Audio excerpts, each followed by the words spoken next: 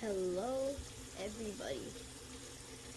Now, how do I turn down the volume? Oh, yeah. So, you read the title.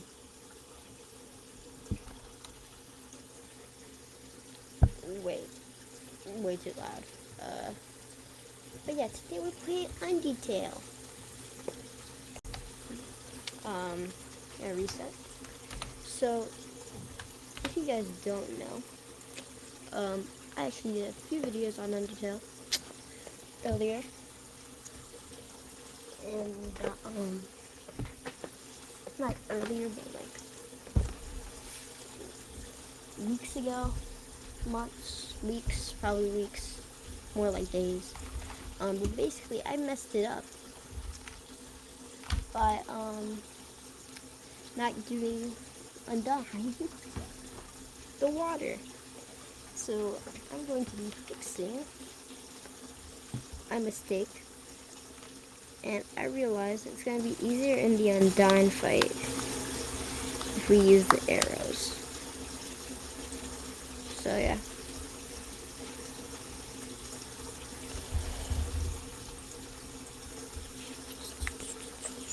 Okay. Alright. So Flavi's gonna be acting a little different. Okay.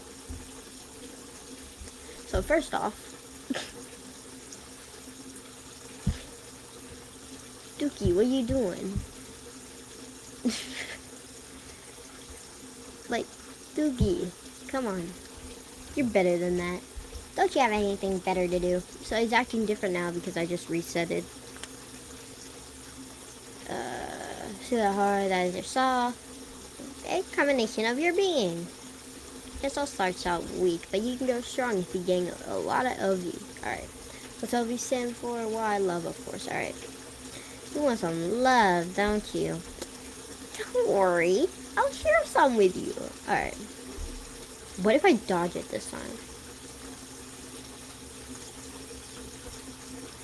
Friendliness puppets. Are you ready? Move around, get as many as you can. Oh god. Oh god. This is actually... Okay. Oh, you can hear the song. He's getting mad. Is this a joke? Are you brain dead? Run into the bullets. Friendly. He corrected himself, bro. He corrected himself. He said run into the bullets. You know what's going on here, don't you? You just wanted to see me suffer.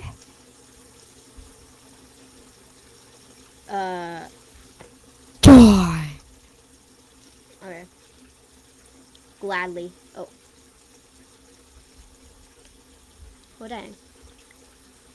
That little, just like, ah! What a terrible creature, torturing such a poor, innocent youth. Do not be afraid, my child.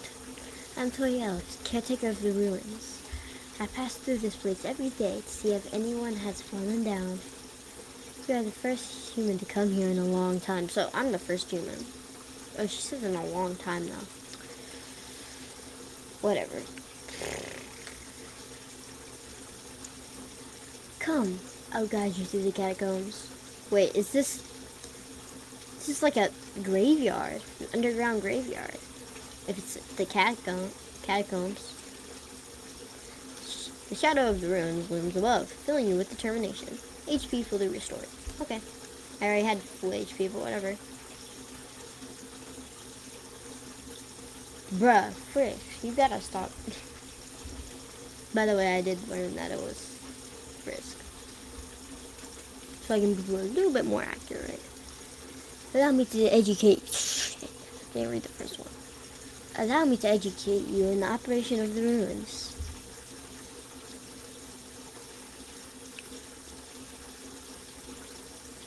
If confusion between diversions and door keys, one must solve them to move from room to room. Please adjust yourself to the side of them. Alright, they go, Mom. To make progress here, you will need to trigger several switches. Do not worry, I have labeled the ones that you need to flip. Alright.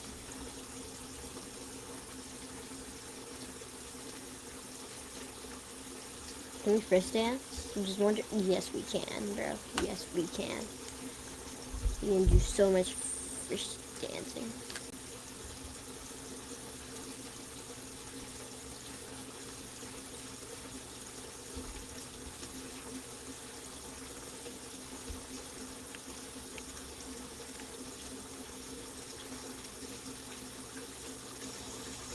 Let's move to the next room. Isn't this the one with the frog in it? No. I was the Doomy. As a human living in the underground, monsters may attack you. You will need to prepare for this situation. However, worry not. The process is simple. When you encounter a monster, you will enter a fight. While you are in a fight, strike up a friendly conversation. Stop for time. I will come to resolve the conflict. Practice talking to the dummies.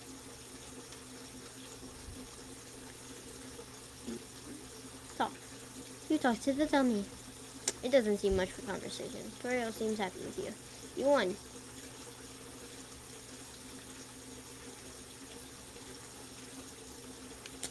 Alright.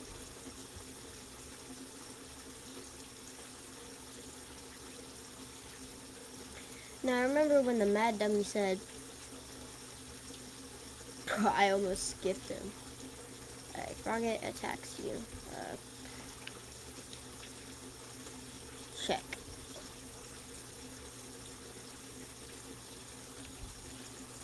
Alright.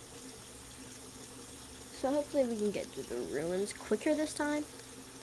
The western room is the eastern room's blueprint. Alright, hold on. The western room.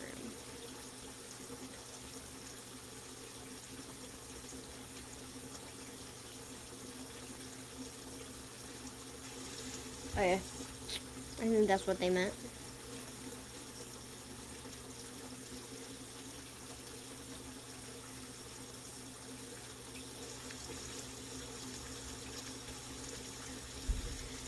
This is the puzzle, but here, take my hand for a moment. Boom, boom, boom, boom, boom, boom, up. Boom, boom, boom, boom, boom, boom, down. Boom, boom, boom, boom, boom, boom, up. Boom, boom, boom, boom, boom, boom, right.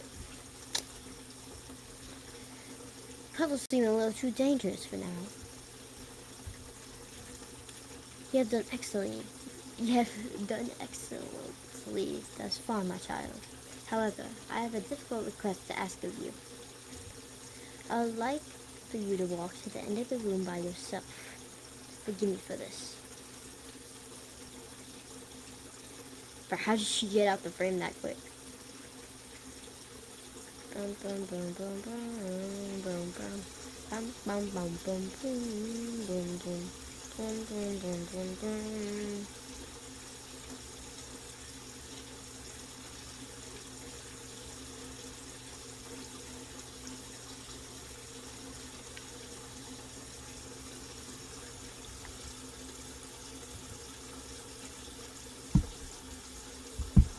Shoot, is it doing that again? Shoot. Alright. No source. Share screen. Share window. Bruh. Gordon. Why, dude? Just why?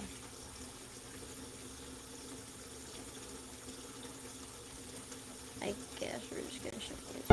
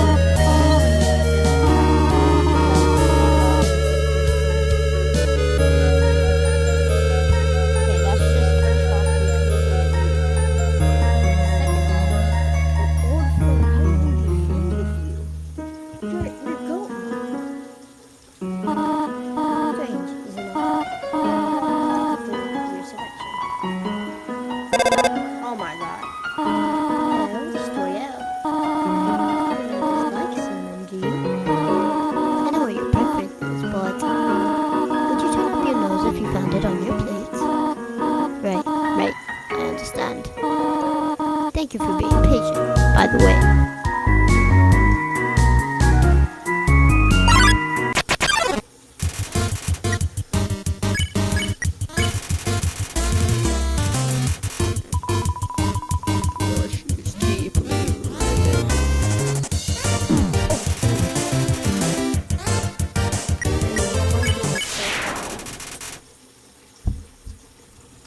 Ribbit.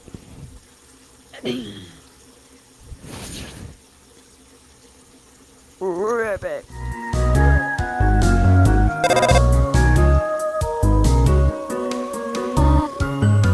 Hello? You don't have any allergies, do you? Huh? What am I asking? No reason. No reason at all.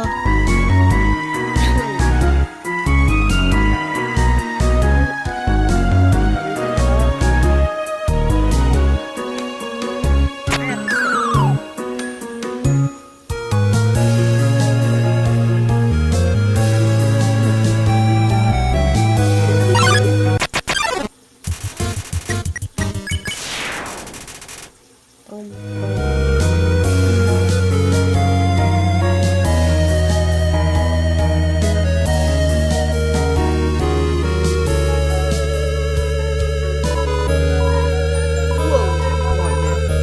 say you could push me around.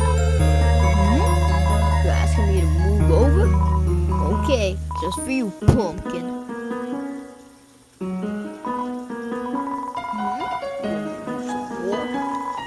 Alrighty, how's this? That was the wrong direction. Okay, I think I got it.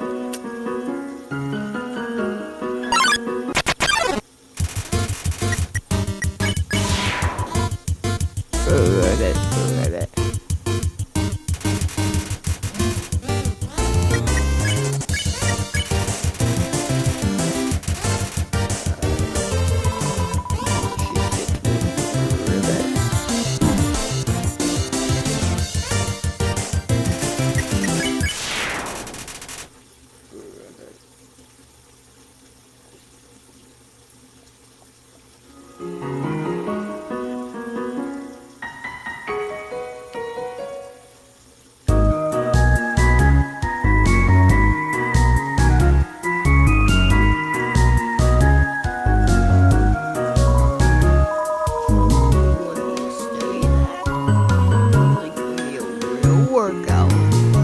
Is he like a monster? Oh my god.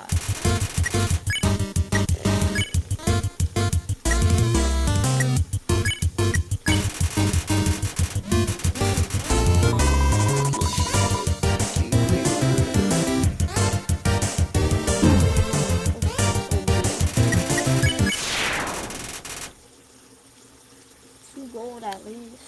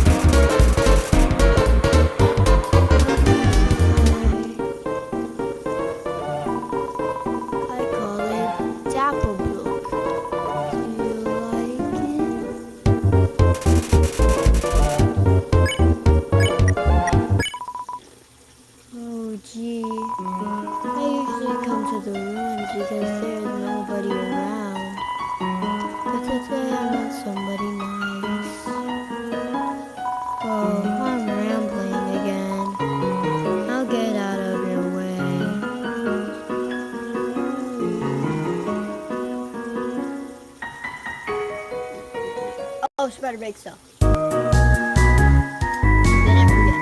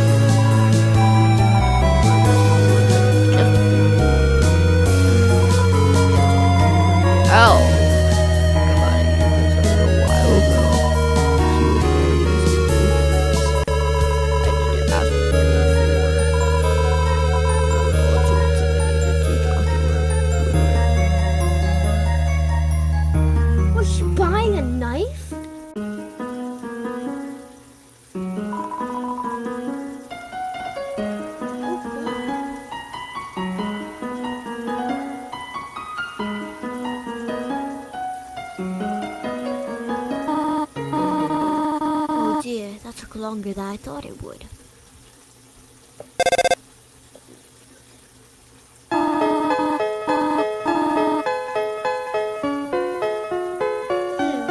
How did you get here? You child? You remember? There. I wish you would. You should have not left him alone for so long.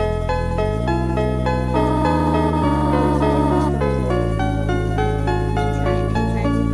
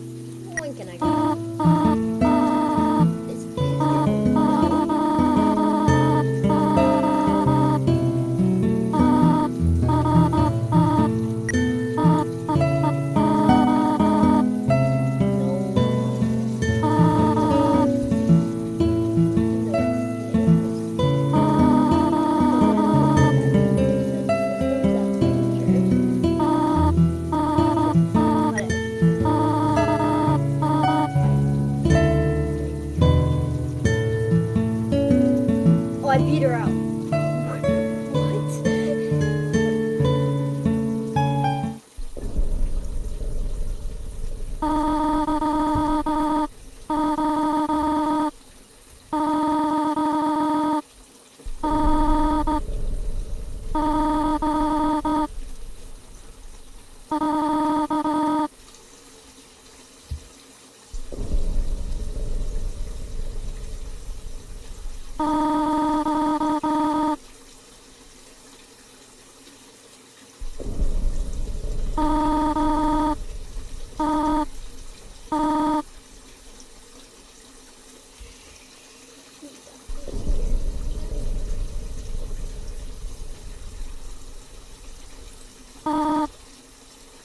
What? Get off my screen too. I'm not naive though.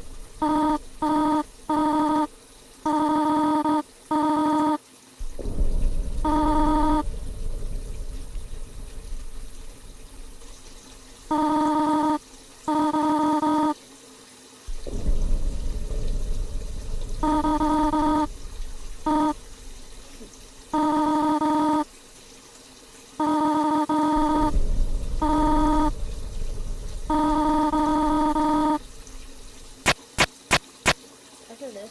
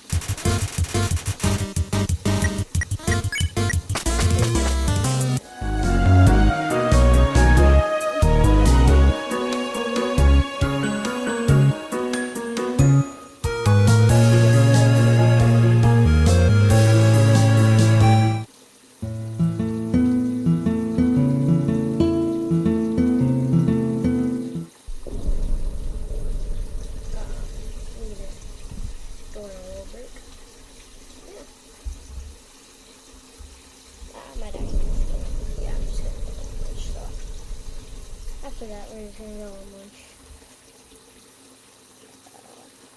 I might play like a video. Something. Like Undertale video maybe.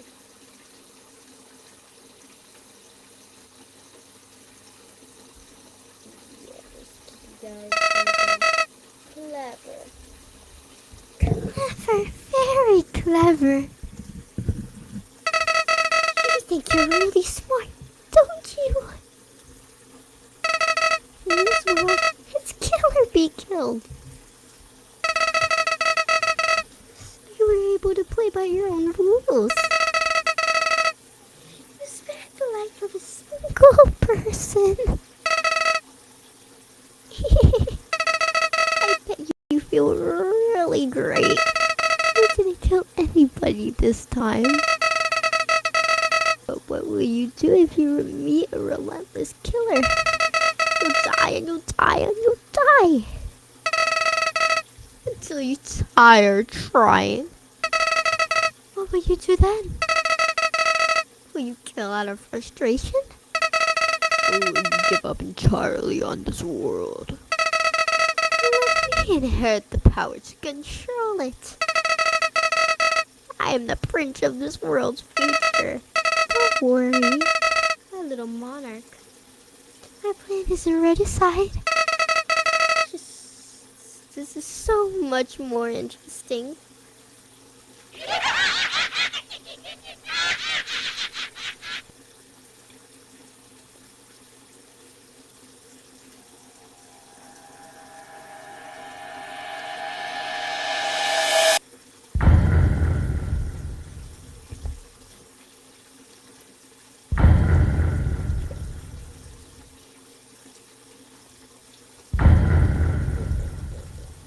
Oh, shoot. I'm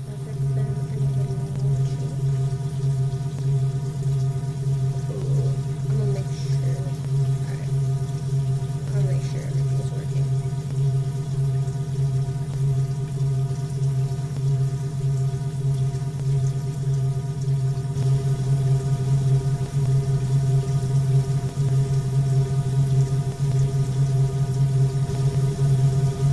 Okay.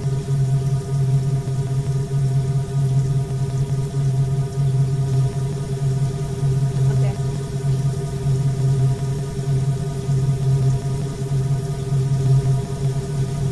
Okay.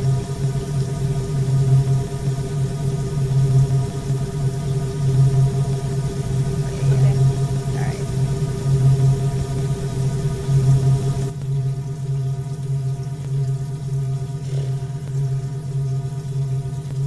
Oh yeah, my mic is low. There we go, maybe.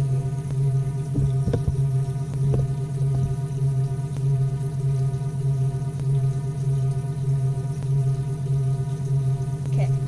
See if that works.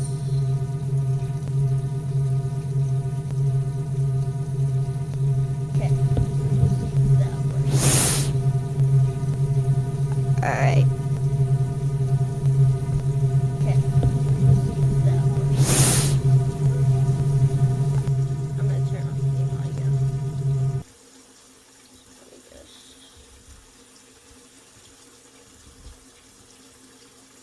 Alright, there we go. We're gonna try that again now.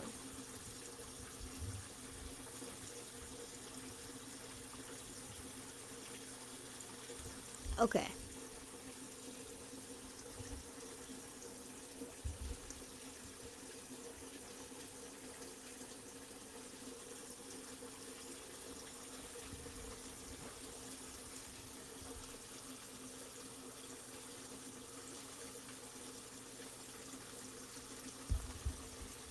Alright.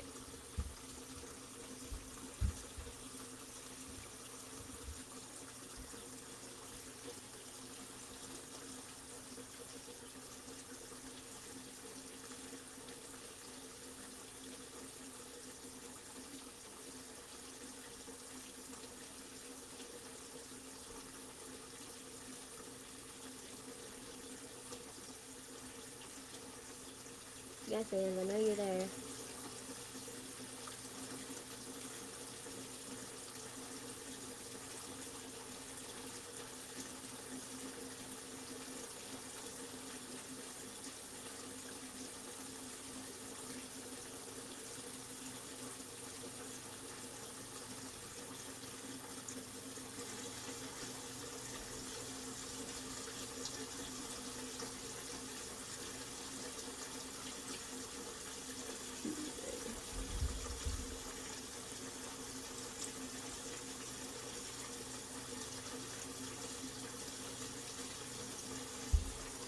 Bruh. Bruh. Bruh. Heh. The whoop human hand trick.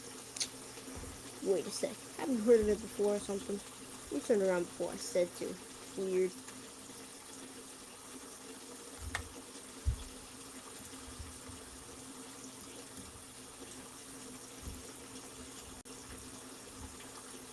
You are human, right? I'm saying scans the skeleton. I'm actually supposed to be on the watch for humans right now. But, you know, I don't really care about capturing anybody. Now my brother, Virus, is a human hunting fanatic. Okay, actually, I think that's him over there. I have an idea. Go through this gate thingy. Yeah, go right through. My bro made the bars too wide. Stop anyone. Quick, behind that conveniently shaped line.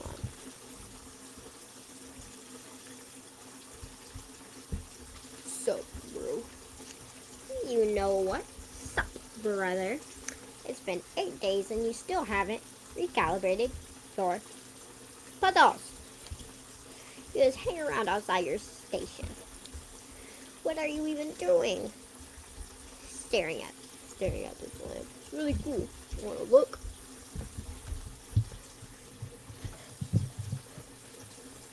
No, I don't have time for that. What if a human comes through here? I want to be ready. I will be the one. I must be the one. I will capture a human. Then I, the great papyrus, will get the things that I utterly deserve. Respect, recognition. I will finally be able to join the Royal Guard. People will ask to be my friend. I will bathe in a shower of kisses every morning. Maybe this lamp will help you. Thanks, you're not helping, you lazy bones. All you do is sit and boondoggle. You get lazier and lazier every day. Hey, take it easy. I've got a ton of work today. A skeleton. Sans. Come on, you're smiling. I am, and I ate it.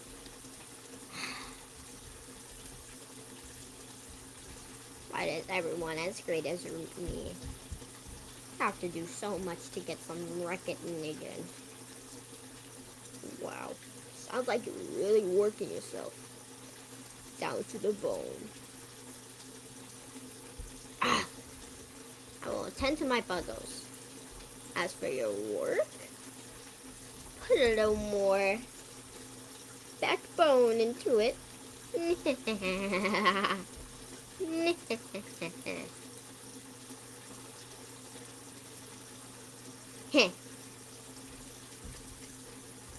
Okay, I'm out now. Actually, hey, hate to bother you, but can you do me a favor? I was thinking, my bro been kinda down lately. He's never seen a human before, and seeing you might just make his day. Don't worry, he's not dangerous, even if he tries to be.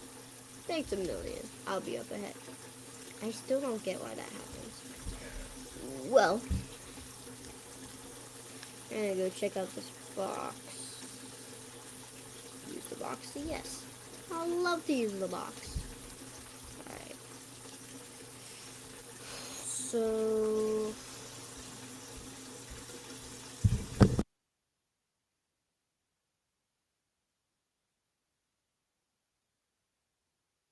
I'm gonna put on an Undertale video.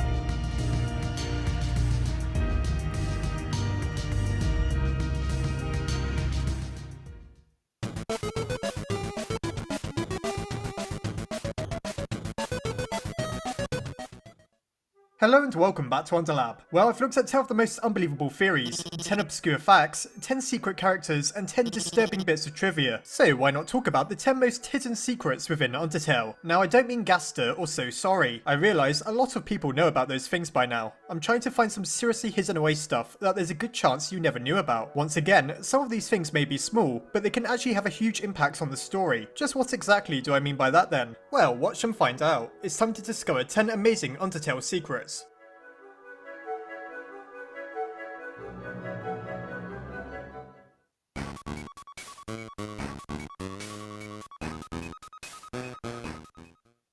Number 10, the foreshadowed ending. This was first pointed out to me by my patron, Zelda Butterfay. Now, if you've ever beaten Undertale's pacifist path, you'll know about its rather beautiful ending, where you and your friends look at the sun after spending so long trapped underground. There's a few mysteries here. On the left we have a second mountain next to Mount Ebott, and on the right there's what appears to be the ruins of a castle. Now, it's these ruins in particular that are of interest. If we go all the way back to Snowdin and then into the tavern, behind the bunny innkeeper we can see a painting. The resemblance to the ruins at the end is uncanny, so much so it's almost certainly a depiction of the same place. This tells us some really interesting facts, as it indicates that the monsters at least lived in the Mount Ebott region before they were sealed underground, and there's a good chance that the castle we see at the end was originally built by them. It's quite possibly where the Dreamer family once ruled over their kingdom. Number 9, Flowey hates it when you kill yourself. Here's a funny little Easter egg based on the trick Flowey plays on us way back in the ruins. When he becomes a Mega Flowey, there's a point where he has us surrounded by bullets, a lot like he did back at the start of the game. However, this time they're just a prison to hold us still while the remainder of the story unfolds. Rather than bothering to listen to him though, we can repeatedly send ourselves flying into the wall of bullets, thereby killing ourselves, and eventually Flowey humorously demands that we stop. Who knew that by dying over and over we could irritate our enemies? Number 8, secret sprites. Here's something you'd never know about unless you've looked it up online or dug deep into Undertale's sprite folder. There's a ton of unused sprites that could have implications about hidden lore within the game. For example, there's the 98 robot that I covered in my secret characters video. As I speculated then, this is probably a prototype design for Metaton. Then there's other royal guards that never made it into the full game. I talked about these guys a long time ago, and chances are they were just removed because there's already 2 notable guards in game. Finally, there's a few I haven't talked about before, such as this sprite called Stable. It depicts an extremely crudely drawn stable, which indicates that maybe a farm was once planned to appear in Undertale. However, this evidently didn't happen, and all that remains is this rather ugly sprite. Number 7, the secret origin of the statue. Now, you probably already know that by giving the statue Waterfall an umbrella, you'll learn that you need to play his theme on the piano to access a secret room. What you might not have known is why it seems to be raining on the statue constantly. Now, I actually mentioned this a long time ago in my video called The Secret of the Shrine, but I think it's so clever that I have to bring it up again. Also, I wasn't the one to originally suggest it. That credit goes to the Undertale science blog. In Metaton Resort, we see a statue of Metaton constantly pouring water onto the floor. Eventually, it's going to soak through. What if it's directly above the statue in Waterfall, and that's where all the water is coming from? After all, it does seem like a very specific place for there not to be a constant stream, but a few unrelenting drops of water. Number 6, Undyne's battle damage. Did you know that the battle with Undyne is affected by your decision on the bridge? At the point where we can either choose to save Monster Kid or to run away, Undyne is put in a hard position. Should we force her to save Monster Kid, she takes some damage in the process. Even though it's hardly noticeable, she actually starts off a little weaker in a subsequent fight against her. What makes this a little more interesting is that Toby originally planned to have her sprite reflect this fact, making her armor chipped and damaged, though for whatever reason he didn't go through with it. Still, the health reduction remains, and it's certainly one of the lesser known secrets about Undertale. Number 5, the soul of the core. Here's something I've talked about a few times in the past, but it never stops being interesting. So few people pointed it out, but it raises a plethora of questions. Deep within the true lab, we find a generator that supposedly powers the elevators around the core. We turn it back on to escape, but what's incredibly suspect about it is the fact that a red soul appears to be within the center of the device. We're never given an explanation as to just what exactly we're looking at. I've previously speculated that it could be Chara's red soul. As we know, human souls don't disappear after death, but Chara's soul isn't within the containers along with the rest. So where did it go? Could it be that Chara's soul was used for everything to do with Alfie's experiments with soul magic? If that's where she extracted her determination from and it ended up creating something as evil as Flowey, you really have to wonder just what exactly is being implied by that. Number 4, the Dog Shrine. Now, this isn't too secret if you own the PS4 version of Undertale. However, if you only have the PC version, chances are you have no idea what this even is. That's because it's only available on the PS4 version of Undertale. Beneath Papyrus's sink, the annoying dog has established a shrine for all his loyal patrons. Here you can donate over and over to slowly add to the shrine, upgrading it over and over, which will surely amount to something amazing. Except, it really doesn't. By the end of it, the shrine is bigger, there's some strange things around the room, and that's it. Either way, PC users aren't really missing out on much other than the chance to pointlessly give away their gold. As always, Toby continues to create only the most thought-provoking content. Number 3, the Skeleton Family. As you surely already know, Sans and Papyrus are brothers, but did you know that they have a grandfather? Within the game files of the original Undertale demo is a song called Grandpa Semi. This song was later repurposed for the full game as Grandpa Temmie. Semi is quite likely to be related to Sans and Papyrus, considering that this name is part of a font, like Semi Serif. While this character seems to have been cut from development, he may still exist within the lore, along with WD Gaster. Gaster is speculated to also be related to the two skeletons, as the WD surely refers to the font Wingdings, giving them all something in common. So the skeletons may very well have a family 4 people big, and Gaster could quite easily fit in as the father of Papyrus and Sans, with Semi in turn the father of Gaster. That's just speculation naturally, but it's interesting to think that the skeletons actually have a pretty big family, only rivaled by the Dreamer family itself. Number 2, Earthbound is everywhere. I'm sure the fact that Undertale was inspired by Earthbound is nothing new to you. However, did you know how far Earthbound is connected to Undertale? To begin with, Toby sampled certain sounds from Earthbound for parts of Undertale's soundtrack. The protagonists of both games are children wearing stripy shirts, with Frisk from Undertale and Ness from Earthbound. The phone Toriel gives us, and the ability to in turn talk to her by using it, is a reference to how we can phone our mother in Earthbound, just like how we can phone our own monster stepmother in Undertale. When we reach the barrier, the sound it makes is an altered version of Gygus' breathing from Earthbound. The horrifying appearance of Omega Flowey is very likely a reference to Earthbound as well, considering the drastic contrast the final bosses of both games make compared to everything that came before. Earthbound even ends by showing us the various characters we met throughout the game, just like Undertale does. And finally, of course, Sans is Ness.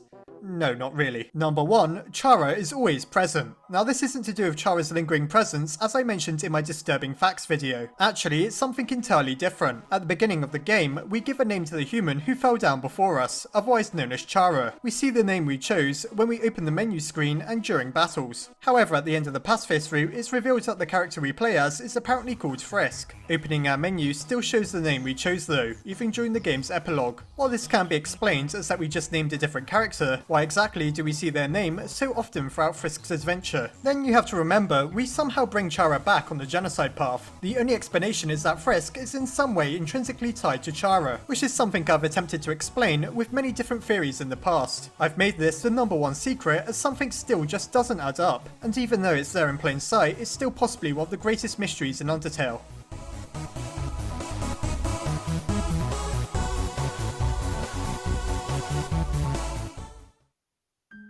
Well, that's it for another top 10. I touched on some relatively well-known secrets here and there, but also some really obscure ones to give you a nice mix of Undertale facts. Be sure to tell me if I taught you anything new, as I'd be quite astonished if nothing in this video was surprising to you. Also, which facts out of these 10 did you find the most interesting? For me, I think the indirect lore we're given by inferring from the paintings in Snowdin is both very clever and very intriguing. As always, I hope you enjoyed the video. Don't let Chara attach themselves to your existence, and I'll see you next time.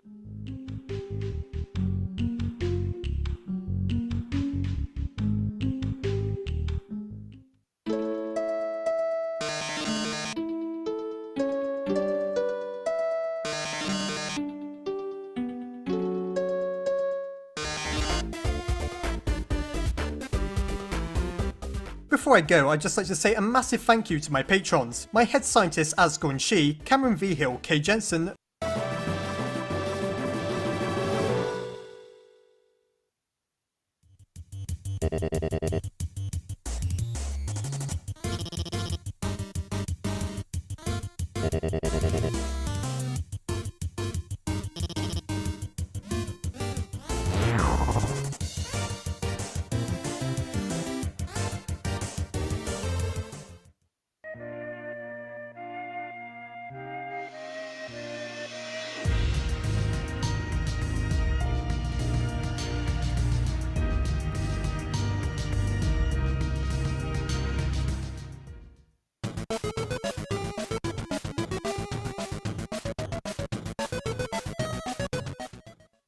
Hello and welcome back to Underlab. Today's theory is a very interesting one suggested to me by my patron Mary Morgan, who's gone into great depth suggesting how there could be different soul colours. Now, what's really curious about this idea is that though there isn't necessarily much evidence pointing to it while we play through Undertale, it makes perfect sense, and the idea itself can actually tell us a lot more about the souls of the 6 fallen humans in-game. Just what exactly do I mean by that then? Well, I'll be explaining soon enough. This is also a good opportunity to talk about the souls in general, which are a vague though very important concept within Undertale. There's a lot to go through, so I'll just get straight into things. And so, it's time to find out about the soul colours of Undertale you never even knew existed.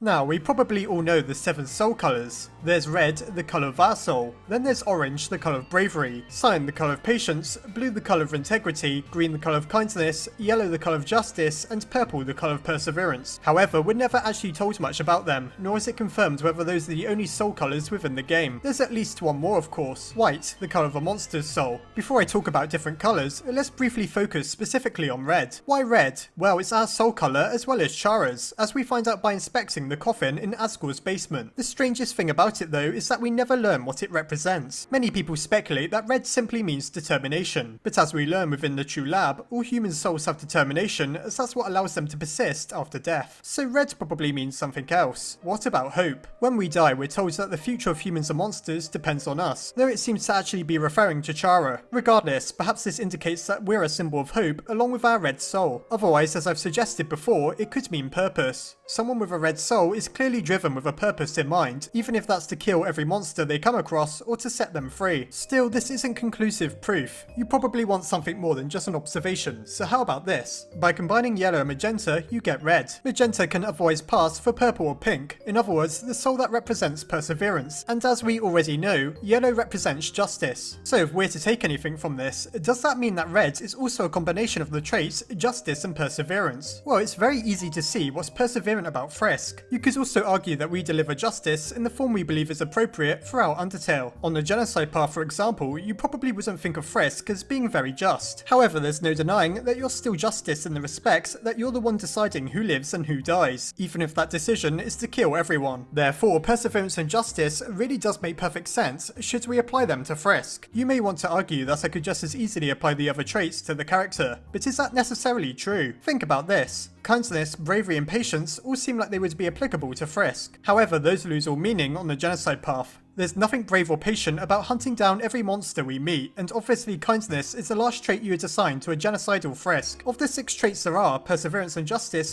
remain the most appropriate for Frisk, no matter which path we go on, and so it seems that red really does represent a merging of the two. What does this have to do with different soul colours though? Well, if that's really how you work out the traits the colour represents, by combining those you already know, then all manner of traits and colour combinations are possible, indicating what the world of humans in Undertale might be like. Now, this starts to make even more sense should we look at the combinations of other colours. Cyan and magenta make a dark blue, and so that's combining patience and perseverance. Doesn't that sound a lot like integrity? You show patience by sticking to your beliefs and perseverance in committing to them. In other words, integrity. Yellow and cyan make green, which is justice and patience combining to make kindness. Now, if we think of justice as meaning someone who decides the fates of others, it's only natural that we get kindness should you add patience to the equation. If you represented both patience and justice, you'd surely take your time before making a judgment, leading you to a more reasonable conclusion. A lot like how Toriel acts within the ruins. It's pretty fascinating how plausible and logical the soul colours are. This leads onto why there could very well be different soul colours other than the ones we see in game. For example, what would a lighter shade of orange indicate? Rather than bravery may be something in the same vein, but not quite as potent, such as courage or willpower. Meanwhile, a darker shade could very well indicate a more serious version of the trait that lacks the balance of being in the centre, such as zeal or arrogance. And from here we can start to work out what truly unique soul colours are surely out there within the world of Undertale. Magenta may be perseverance, but combined with dark blue, meaning integrity, you'd make a sort of purple. What could that possibly mean then? Well, it'd surely be a combination of perseverance and integrity, likely meaning there'd be someone very committed to their beliefs. That colour could could represent faith, as in faith in one's ideas, or maybe something like dedication, rather than any of the 6 traits we already know. And funny enough, one soul colour we never see in game is brown, but brown is a result of all the colours mixing together. What could brown possibly mean then? Well, I've theorised that white could represent possession of all the major traits, but perhaps this only applies to monsters. Brown souls could be the equivalent of a monster's white soul, meaning a human with a soul that colour has all the major traits within them and isn't defined by any single one. That, or it could simply mean no trait has yet to rise to the surface, as if you have an equal part of something as subjective as a multitude of traits, is there really anything that distinguishes you? Then of course, you could always go outside the colour spectrum. What would a black soul indicate? The most logical guess is that it could represent a complete lack of any redeeming traits, as it's void of all colours, and therefore all characteristics. Rather than having any sort of ambition, desire or moral code, you act without any clear purpose. This could very well be the colour Chara's soul turns at the end of the genocide path. While we know their soul was originally red, we know they had to borrow the player's power in order to come back to life, and so I can very easily believe that Chara's soul, if they still even have one, has become corrupted beyond all measure. Therefore, perhaps it's sensible to conclude that the darker a soul becomes, the more evil the person is. As I mentioned before, a darkened orange could indicate more extreme versions of bravery, such as zeal. These traits can easily be turned towards more negative emotions, which isn't too surprising considering that they're closer to having no trait at all than they are to possessing multiple traits. You can probably see what I mean now, how this idea tells us more about the 7 soul colours than we see in game. We now know that each trait is a merging of others to create something new, and from that we can work out entirely new traits and the implications of what a dark or light soul may indicate. This theory gains a lot of credibility from the fact that defining the entirety of humanity as falling into just one of 7 words seems a bit absurd, and it makes much more sense that there's plenty of other colours and traits out there, along with the possibility of various shades of the same colour meaning different things. So in conclusion, the amount of souls out there is as varied as the entire colour palette. If you can combine 2 colours to make a new one, you can keep coming up with different traits. There's undoubtedly a colour for almost every aspect of someone's personality out there, such as jealousy and politeness, those who are cowardly or maybe forgetful. There's pretty much endless opportunities. It just so happens that the colours of the rainbow were the ones to get trapped underground. In fact, that's a pretty convenient thing, as it allows us to work out what other soul colours could possibly mean. You can see how this theory applies to who Chara originally was as well. They were able to determine the fate of thousands of monsters through their own perseverance, a lot like Frisk. This also opens up the exciting possibility that there's a lot more to soul magic than we first thought, and the potential existence of the terrifying black soul may tell us something about what happened to Chara and why they're able to come back through completion of the genocide route. It also tells us a little about human society, and to end this on a very interesting note, keep in mind it was 7 magi who sealed monsterkind away. 7 souls are required to in turn shatter the barrier. Could it be that the specific shades of souls we see in game are the most powerful, and that's why they contain so much power? Perhaps it's also how the magi were able to seal monsterkind underground and even harness magic in the first place. Well, it's just food for thought. Now, I wonder what a rainbow soul would be like.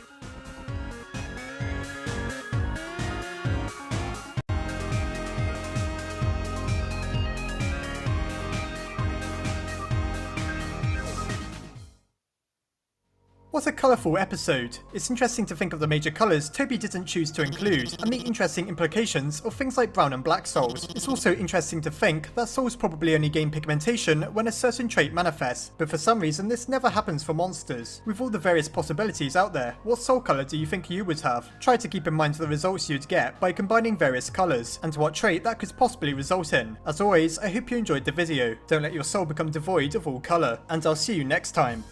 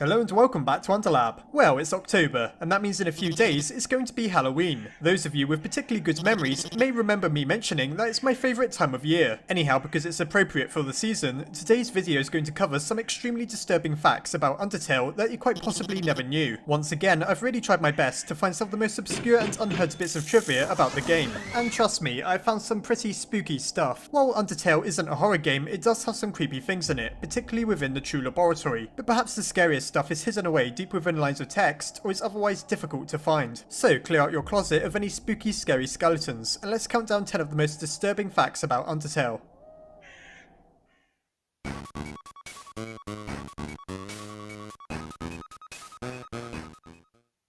Number 10, the horrifying truth behind the fallen humans. Now, I've talked about the fallen humans quite a bit already, and as I'm sure you already know, you see their souls sealed within containers on the neutron pacifist routes. You also find their items scattered around the game in areas such as Hotland and Waterfall, for example Belay shoes and a Belay skirt. What exactly is so scary about that then? Well, two things in particular. I somehow doubt that they were carrying around two sets of clothing at the time they died, and so why did the monsters strip down their bodies before taking them to the palace? Well, the second reason is quite possibly why. Should we search their tombs after completing the pacifist route, we find what's described as mummy wrappings. The disturbing truth then is that Asgore must have ordered for their bodies to be preserved and mummified. As to why, perhaps it's because of what the mummification process actually entails. Within ancient Egypt, there's remove a mummy's organs before embalming the corpse. Could it be then that Asgore desired the human's organs, perhaps for the royal scientist at the time, to experiment on? We can only guess by this point, but there's no denying that those are some extremely bizarre details that could imply a lot of creepy things. Number 9. The plaques in Waterfall are lying. Here's a fact that becomes a lot more scary the more you think about it.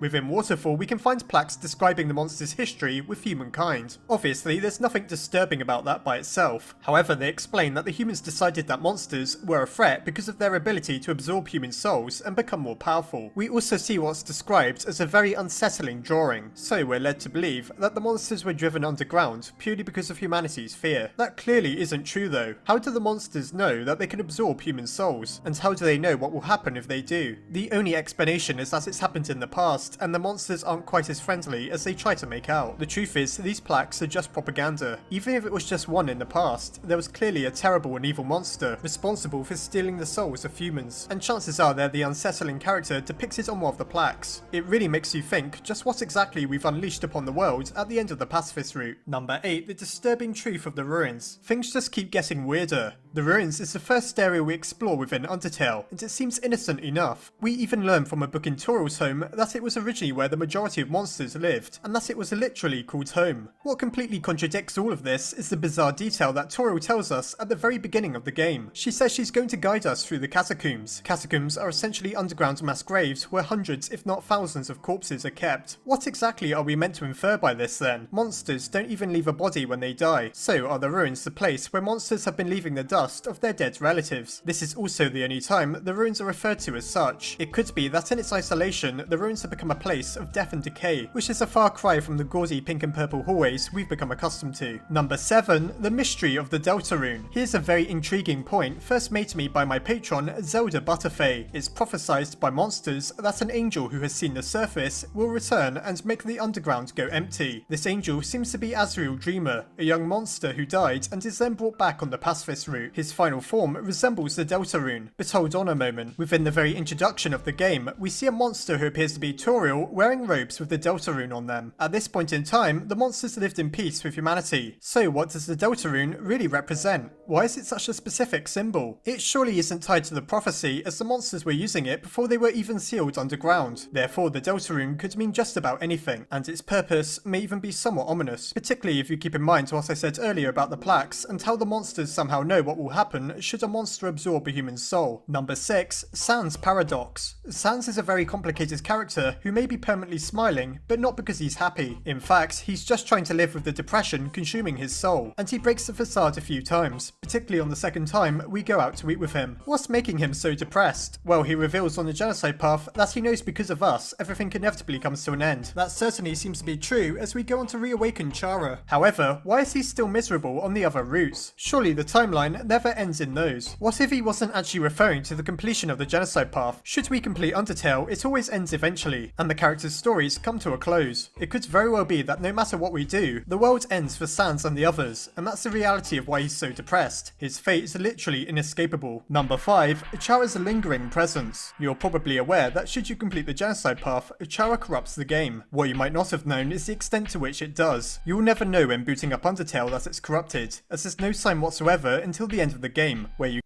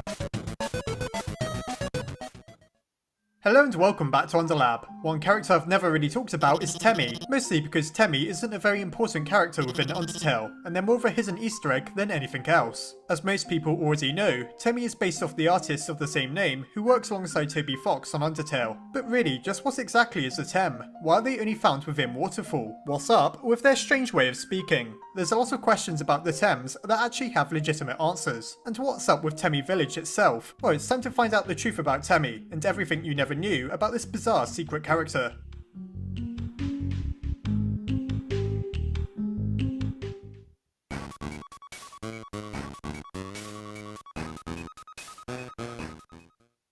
Temmie is found in Waterfall, sometimes as a monster encounter. What the player may not realise is that there's actually an entire village full of them, which you can only reach by following a path that's initially invisible. These creatures appear to be living in a cavern all by themselves, talking in their strange way while trying to raise funds for a certain Tem to go to college. Now, what exactly is a Temmie? Evidently they're a monster, but most monsters are comparable to other things. For example, many people feel that the Dreamers are similar to goats, and the canine unit in Snowdin is quite obviously composed of dogs. So what then is a Tem? A popular belief is that they're cats, and fan animations and drawings often depict them behaving like felines. However, what cat has 2 additional ears hanging down by their cheeks? An interesting idea I recently saw was that Temmies could be dogs. Now you may be wondering why that's so important. Well, as we know, Toby Fox's self-insert within Undertale is the annoying dog. As I explained in a previous video, there were doggy depictions of everyone who works on Undertale. That would make Temmie Chang the sole exception if her self-insert is supposed to be a cat or something else. However, the Tem is an ambiguous creature, and I thought it may actually be more likely that the Tems are more closely related to dogs, if we consider the fact that the rest of the development team was given a canine avatar. Then there's the fact she says can't blame a buck for trying, meaning everything adds up to really indicate that Temmie is probably a dog. That's one mystery cleared up, but we've got a lot to go yet. What exactly accounts for Temmie's strange appearance other than her being a monster? It turns out that the character Temmie was actually inspired by a doodle drawn by one of the real-life artist's friends. It's supposed to embody various characteristics about her, and in the image we clearly see a Tem using a computer. Strangely, even though the monsters do have access to computers, we don't see any Tems using one. Could it be because Temmies are actually on the same level of godlike power as the annoying dog? Perhaps because they know they're in the world they helped to create, they act in such a bizarre fashion, enjoying interacting with the player character. That brings me onto their odd dialects. Temmies speak with no real coherence, using capital letters and lots of exclamation marks. This is probably based off how certain questionable individuals on the internet think it's funny to type in a way that isn't exactly what I'd call legible. However, it is pretty funny to think that there's an entire village of creatures with such hyperactive tendencies within Undertale. That is until we meet Bob, who speaks with proper grammar and punctuation. Bob clearly isn't like the other Temmies. Bob may not even be a Tem, despite looking exactly like one. So why is Bob different? Well, obviously, it probably is just a funny joke. But interestingly, Bob proves that the Temmies are probably a lot smarter than they're letting on, and their whole strange way of speaking may just be an act. This lends further credibility to the idea that they're akin to the annoying dog. You may feel we never see the Temmie's true power if they're capable of the same things as the annoying dog.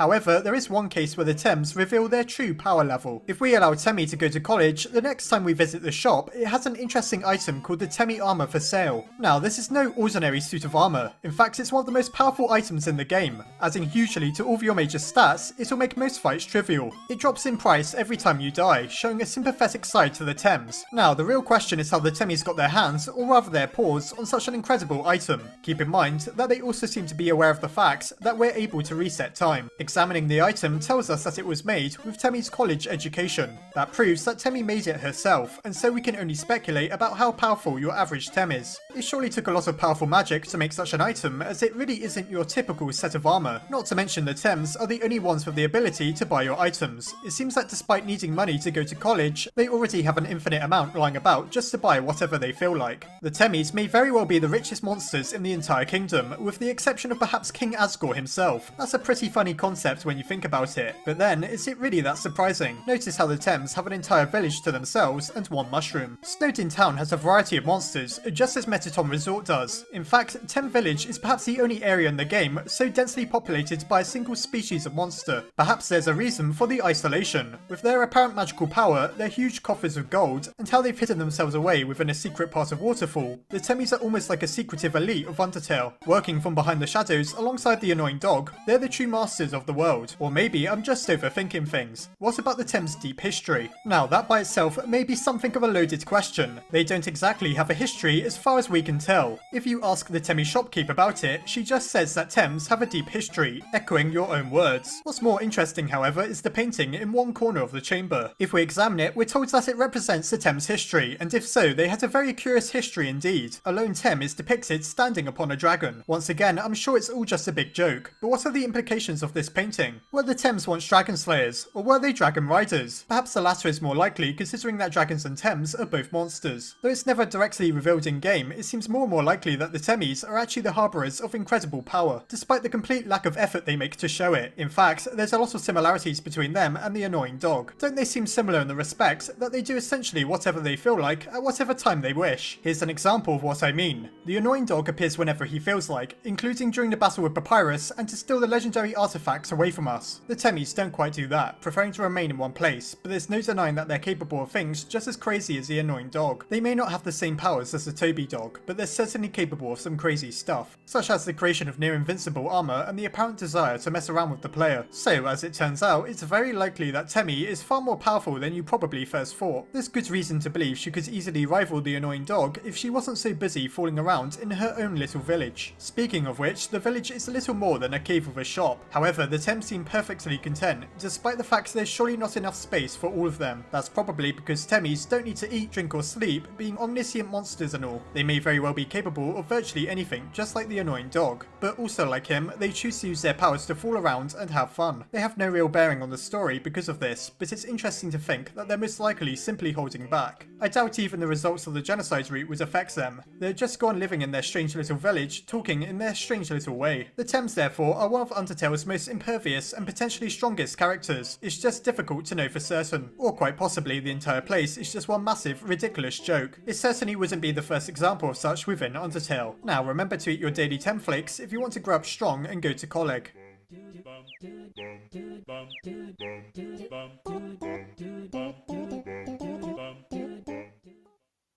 Say hello to Webflow, the world's most powerful all-in-one design platform. Experience the flexibility of HTML, CSS, and JavaScript in a 100% visual canvas.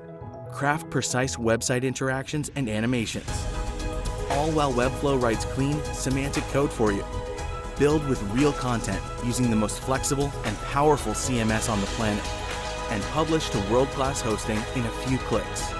Then update content right on your site in the editor. Design, build, and launch with Webflow.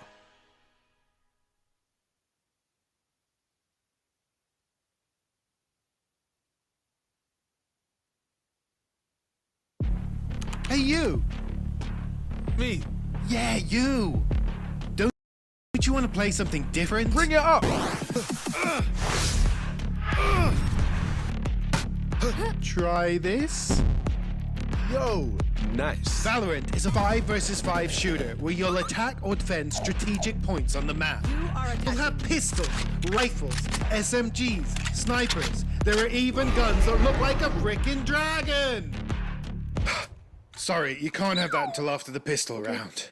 Make your way to one of the objectives and plant the spike. The spike detonates after some time. If you're successful, the round is yours. If the spike is defused, you lose the round. Let's blow them over. On my way. Help. Here. Enemy spotted. Watching here. No. Bunch of guys here. You should have seen your faces. Yo, Brimstone. You know the drill. Let's go. Reloading. Tear them down. Enemy down. Yeah. Let's bring it back. Multiple enemy spotted. Beat them back. Your fault.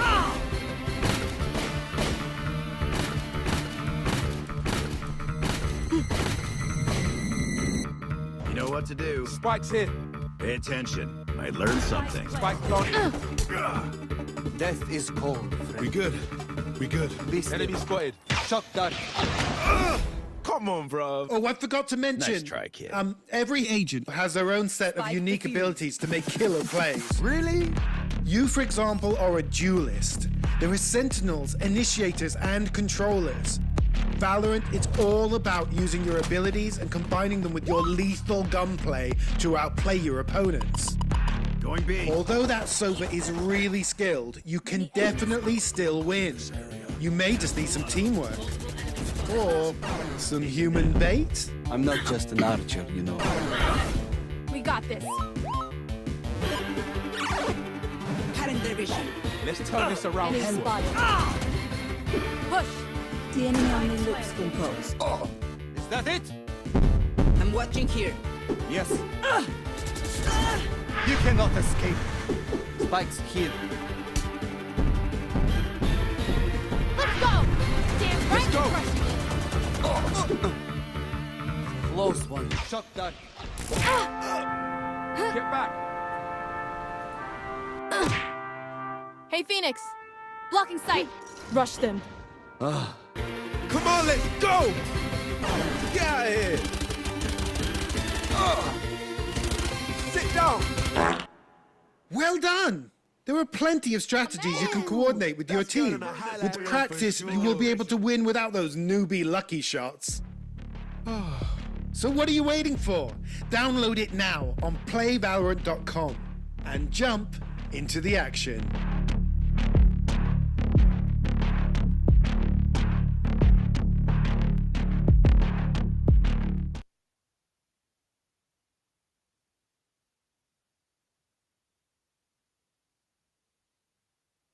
Who expected Temmie to be so powerful in such a strange way? It's a good thing there's no way to really anger the Thames within Undertale, else I'm sure we'd face the entirety of their wrath. Have you ever purchased the overpowered Temmie armor before? It seems to be there mostly to help players who are struggling out of a bind, and Toby even recommends only using it for encounters you find yourself unable to beat otherwise. It's a nice way of keeping players who are more invested in the story than the gameplay involved. Then there's the fact that it's the only place where you can sell items. Despite their silly ways, the Temmies help out the player in more ways than one, proving themselves to be unexpectedly resourceful. In that regard, they're pretty much the opposite of the annoying dog who's typically getting in your way, aside from one time he spares us from Papyrus's special attack. What do you think? Is Temmie one of your favourite characters? Be sure to let me know. As always, I hope you enjoyed the video. Don't anger a Temmie on a dark and stormy night, and I'll see you next time.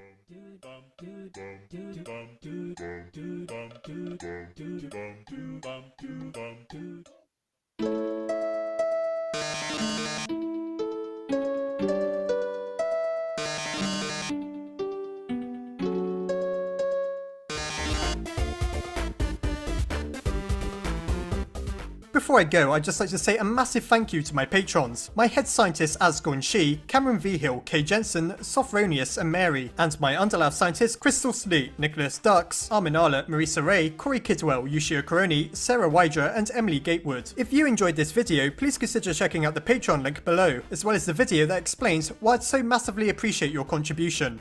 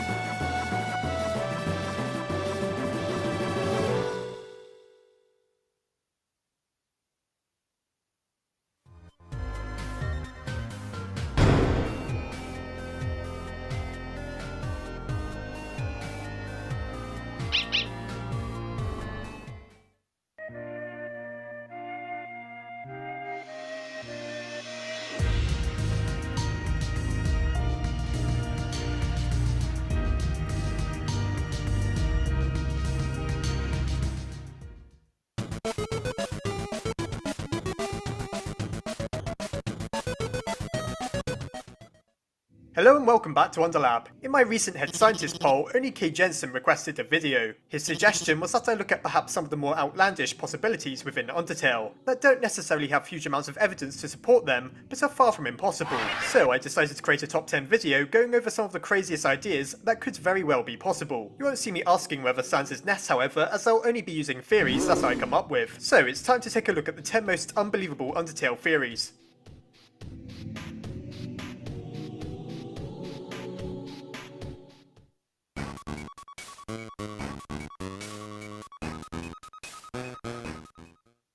Number 10 is Frisk a monster. This is an interesting possibility that may seem like it couldn't possibly be true at first, though hear me out. Firstly, Frisk doesn't really resemble a human being at all, to the point that we can't even work out their gender. Chara or Kara, on the other hand, who's known to be a human, has a pale complexion befitting of who they are. You could argue that Frisk is meant to be a stereotypical Asian, but somehow I really doubt that, considering that it would almost be borderline racist. Secondly, Frisk shows the monsters nothing but empathy and compassion, something humans apparently don't have to care about. They really act nothing like the humans we've been told about in-game. You may think that Frisk's determination makes it impossible for them to be a monster, but remember that Undyne is somehow determined despite also not being a human. Therefore, it's far from impossible. The red coloration of Frisk's soul could mean anything, as we don't even truly know what trait the colour red represents. I don't have the time to go into any more depth here, but the more you think about it, the less impossible it seems. Number 9. Did the 6 humans come back to life? As we know, Asgore took the lives of 6 possibly innocent humans in order to fulfill his dark plan to break the barrier. While he was correct in believing the power of 7 souls could shatter it, it came at a heavy price, as Toriel left him in shame.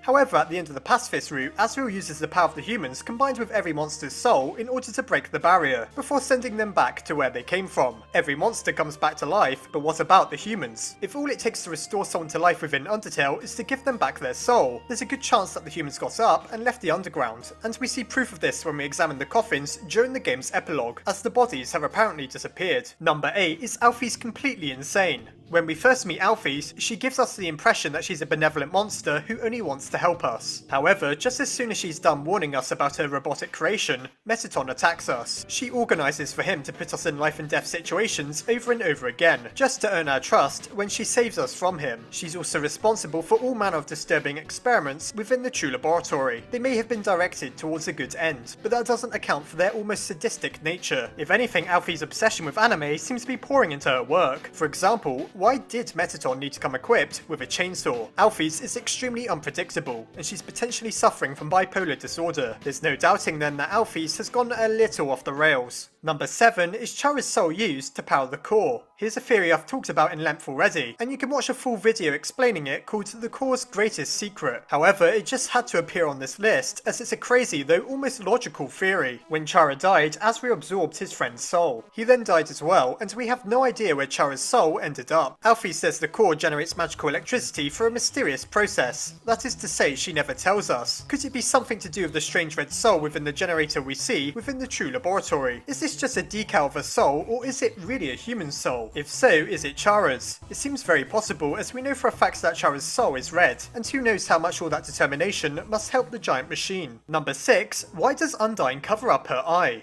Undyne is a pretty brutal character who never stops fighting no matter what. Proof of this is her missing eye. That's never explained no matter how much we play the game. It's just accepted that in one point in time, she started to wear an eye patch. What if, however, she's covering up not her eye socket but something else? On the genocide path, she shows us her true power when she becomes the Undying. During this time, a strange power seems to shine through her eye patch, implying that either magic or determination itself is pouring through her body. It's very possible that she wears an eye patch just to try and restrain all the power that she possesses, as it seems when she becomes the Undying that it tries to escape her. Like some sort of anime character, if you took off her eye patch, she'd probably become more powerful for a while, before eventually burning out. Number 5 is Undertale all a dream. Maybe the events of Undertale happened at one time, but who says the time we play through is present day? This could work as Frisk's eyes are always shut, which may imply that the character is actually asleep. Additionally, there's many things within Undertale that just don't make sense. Why do we experience one of Chara's memories within Waterfall? How exactly are we able to reload from save points as if nothing happened? Why do characters sometimes break the fourth wall, such as when Flowey calls out people watching the game and when the intro screen glitches after he absorbs the 6 human souls? While it could all be artistic license, maybe it's simply a distorted version of what really happened. Should we choose to live with Toriel, the game ends on showing Frisk in bed, which could very well be implying that the human has been asleep this entire time. For all we know, what we experience is just Frisk dreaming of their eventful past. Number 4, what is the legendary artifact capable of? Here's another theory I've been over in more detail already, and I've included it here as I arrived at some pretty interesting conclusions. The legendary artifact is a red orb we find behind a hidden entrance in Waterfall. Before we can access it, however, the annoying dog steals it away. While this was probably done for the sake of a joke, what could the artifact have done if we were allowed to pick it up? During the introduction sequence, we see a human mage clearly wielding a scepter. Monsters don't seem to need any implements to cast magic. To summarise my full theory, I speculated that the legendary artifact is a sort of spherical crystal that could be used to harness the power of magic and allow humans to use it, as the Snowdin library tells us that they can't.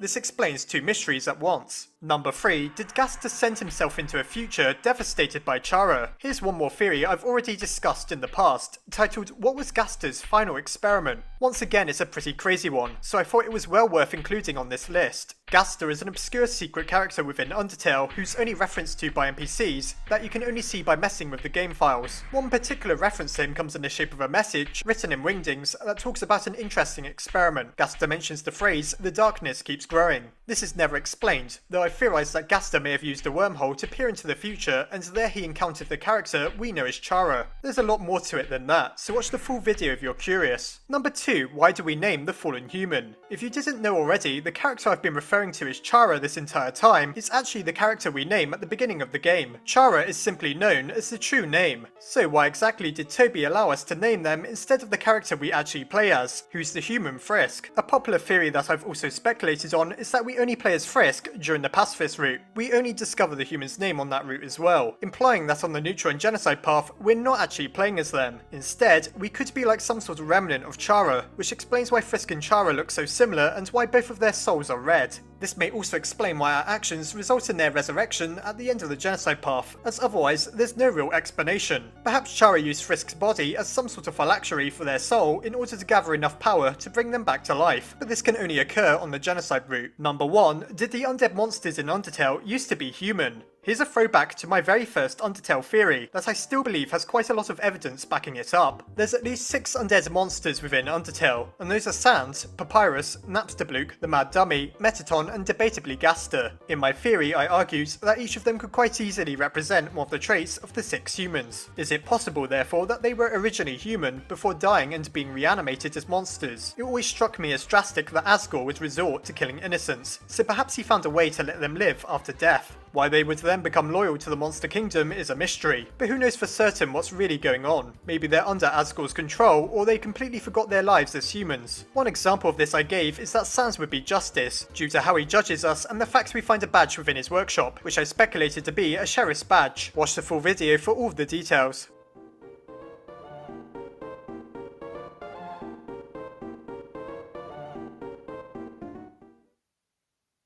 Well, that's it for my top 10 most unbelievable theories. I hope you enjoyed this look into some of the more creative possibilities within Undertale. I certainly tried my best to pick out some of my more mind-blowing theories, and I hope you enjoyed the entirely new ones. Tell me which one you liked the most in the comments, and whether you have any incredible theories of your own. Anyhow, try not to die and be brought back to life as a skeleton, and I'll see you next time.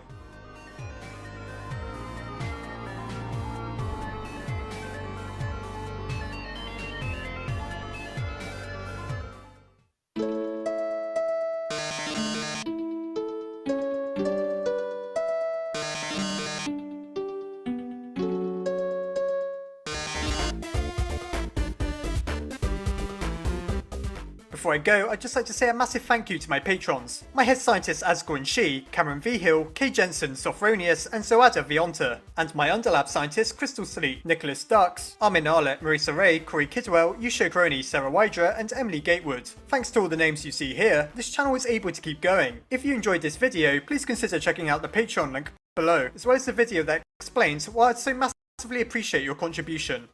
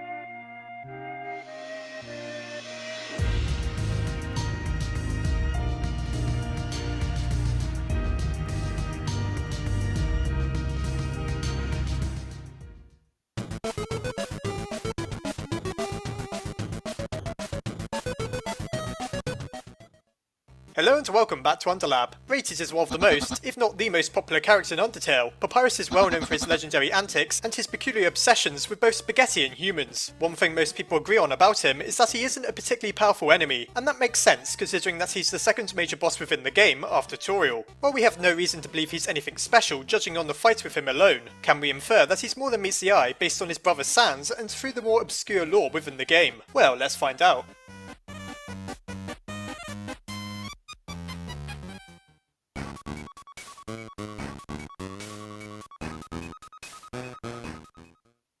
Papyrus is first met within Snowdin, where he doesn't exactly create the impression of being particularly powerful. In fact, the character we meet is arrogant and maybe a bit obnoxious, though also funny and a little immature. We repeatedly meet him throughout the forest, and he tries to stump us with some incredibly convoluted and slightly arbitrary puzzles. It turns out he never really had the intention of hurting us. All Papyrus wants to do is capture a human, to in turn impress Undyne and therefore be allowed into the Royal Guard. This isn't just what we're told either. If Papyrus beats us despite being one of the easier bosses within the game, he'll trap us within his shack rather than killing us. The ironic part of this is that we can easily escape and fight him again. He's so soft that should we lose to him 3 times, he'll actually let us pass, even though that's not really what he should be doing. Regardless, seeing how he shows such commitment and obedience to following his orders, one has to wonder why Undyne doesn't let him become part of the guard. When talking to her, she explains that it's because he's too nice. She even realises that he's pretty tough. For example, compare him to the K9 unit within Snowdin. He could probably beat any of them based on the difficulty of his fight, but they're part of the Royal Guard and he's not. Undyne, however, believes that Papyrus doesn't have the ability to be harsh when it's needed. As a guard, he'd need to be willing to fight and ready to go to extreme lengths should it be necessary. Already then there's a hint that Papyrus isn't as weak as we thought, because he'd really be so strong that he could rival even his brother Sans. Sans is an enigma throughout Undertale. Like Papyrus, we don't have much of a reason to believe that he's all that powerful. In fact, should we complete the entire game, we never fight him anyhow, so it'd be easy to assume he may even be weaker than his brother. However, on the genocide path, we finally do enough to earn Sans' wrath, and it turns out that he's quite possibly the most powerful monster in the entire underground. This is very strange considering his relation to Papyrus. Papyrus may be the younger brother, but how could Sans attain so much power, seemingly without him knowing? Another question is why he doesn't intervene, should we end up killing Papyrus. Sure, he seems pretty angry about it, but though he's incredibly lazy, surely even Sans would find it within him to rush to the defense of his own brother. It doesn't make sense to say that he couldn't reach the fight in time, considering that we find him behind a counter in Waterfall, just a single screen onwards. And because we know he has all of his ambiguous shortcuts he can use to get anywhere he needs to be quickly. Could it be that Sans wasn't afraid for his brother's life? Did he perhaps believe that Papyrus is powerful enough to hold you off on his own without his assistance? Perhaps he did, but we still don't know why. Let's keep going. Throughout the game we learn about the biology of monsters, particularly from the frogget in the ruins, the library in Snowdin, the plaques in Waterfall, and from exploring the true laboratory. Several important things we learn is that monsters don't really like to fight, and that all of them apparently have positive traits within their souls, something humans apparently don't require.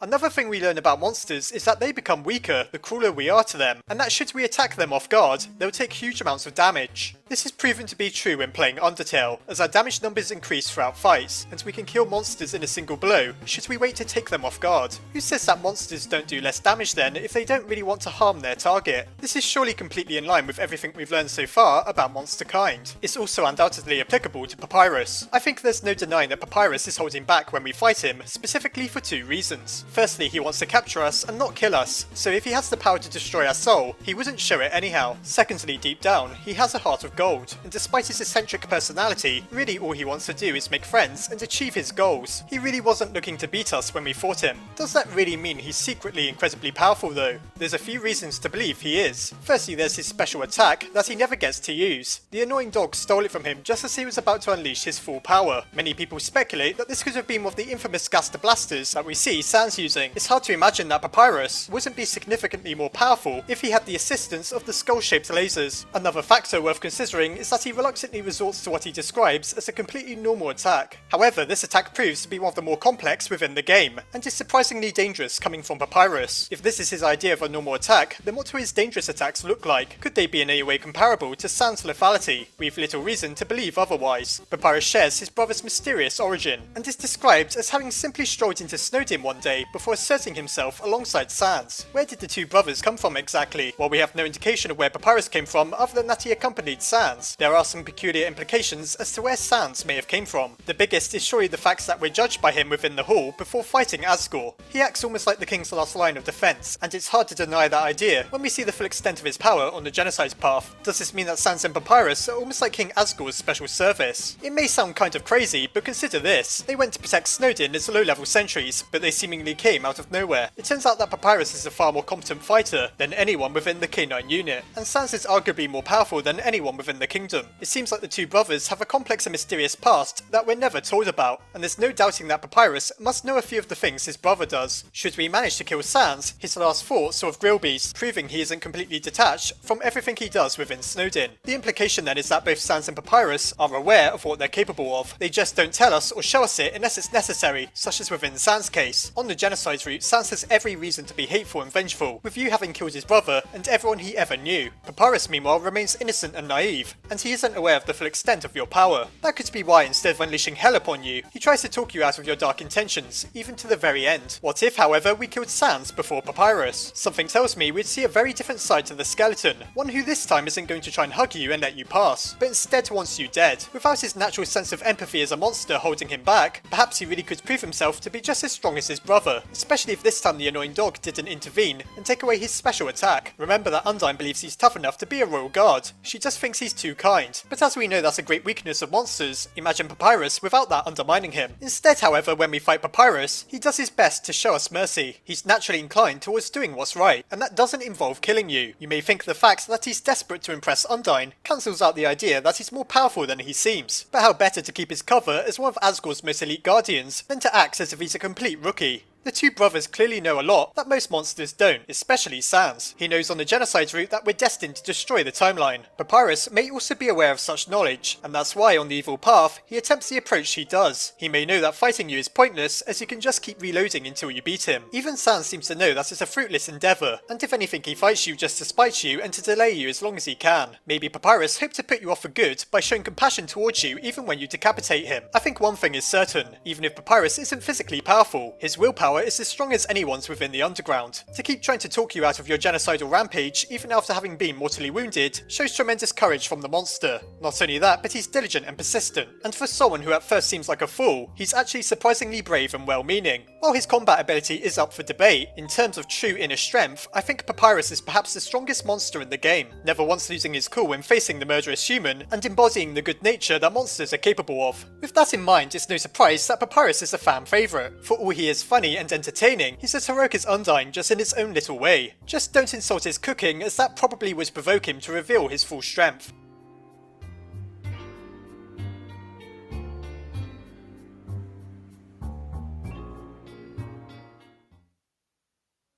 Well, I hope you found this insightful, and perhaps it sheds a little light upon a part of Papyrus rarely talked about. For as much as he is a comic relief character, his very will is something quite unique within Undertale, and Papyrus seems to be completely committed to doing the right thing. Of course, wanting to capture you may seem like it isn't particularly brave of him, but you have to remember that most monsters are absolutely terrified of humans, and with good reason. What did you think? Is Papyrus physically stronger than he seems? Be sure to let me know if you agree in the comments. As always, I hope you enjoyed the video. Try not to get into a fight with a giant-sized Papyrus, and I'll see you next time.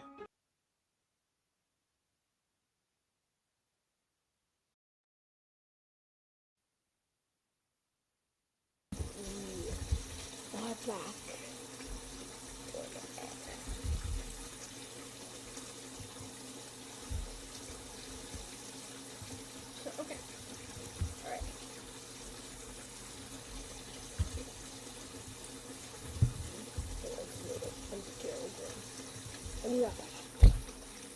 So,